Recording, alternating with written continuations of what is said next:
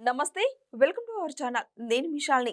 ఆంధ్రప్రదేశ్ రాజకీయాలను మలుపు తిప్పిన స్కిల్ డెవలప్మెంట్ కేసు క్లోజ్ అయింది. అవినీతి జరిగిందనే ఆరోపణలను నిర్ధారించే ఆధారాలు లేకపోవడంతో ఈ కేసులో వాస్తవాలు లేవని తేల్చిన ఏపీ హైకోర్టు కేసును మూసివేసింది. ఏపీ సీఎం చంద్రబాబుతో సహా 37 మందిని నిర్దోషులుగా ప్రకటిస్తూ రాష్ట్ర ఉన్నత న్యాయస్థానం ఉత్తర్వులు జారీ చేసింది. ఈ కేసులో చంద్రబాబును 2023 సెప్టెంబర్ 9న అరెస్టు చేసిన అప్పటి జగన్ ప్రభుత్వం ఆయనను 53 రోజుల పాటు రాజమండ్రి సెంట్రల్ జైల్లో ఉంచింది. చంద్రబాబును అరెస్టు చేసిన తర్వాత జగన్ సర్కార్ దాదాపు 9 నెలలు అధికారంలో ఉన్న ఈ కేసులోని ఆరోపణలను రుజువు చేయలేకపోయింది. ఛార్జ్షీట్లో ఒక ఆధారం కూడా చూపకపోవడంతో వైసీపీ ప్రభుత్వంలోని విచారణ అధికారులను అప్పట్లోనే హైకోర్టు ఆక్షేపించింది.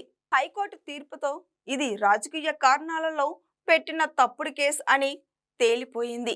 చంద్రబాబుపై కేసు క్లోజ్ అయిందని ఊరుకుంటే వైసీపీ బ్యాచ్ మరో తప్పుడు ప్రచారం స్టార్ట్ చేస్తారు. అవినీతిని కేసులో 12 ఏళ్ల నుంచి బెయిల్ మీదున్న జగన్ రెడ్డి లాగే చంద్రబాబు కూడా వ్యవస్థలను మేనేజ్ చేశారనే ఆరోపణలు ఇప్పటికే అభిప్రాయించారు. వీటికి చెక్ పెట్టాలంటే తప్పుడు కేసు పెట్టిన పాత్రధారులతో పాటు ఈ వ్యవహారం వెనుకొన్న అసలు సూత్రధారులపైన చర్యలు తీసుకోవాలని టీడీపీ శ్రేణులు డిమాండ్ చేస్తున్నారు. రాజకీయ నాయకులతో పాటు ఏ తప్పు ఐఏఎస్ అధికారులు ఇతర సిబ్బంది ఈ కేసులో వేధింపులు గురయ్యారు. చంద్రబాబుకు వ్యతిరేకంగా సాక్ష్యం చెప్పాలని మాజీ ఐఏఎస్ పివి రమేష్ పై ఒత్తిడి తీసుకొచ్చిన విషయాన్ని ఆయనే స్వయంగా చెప్పారంటే ఏ స్థాయిలో అధికార దుర్వినియోగం జరిగిందో అర్థమవుతుంది.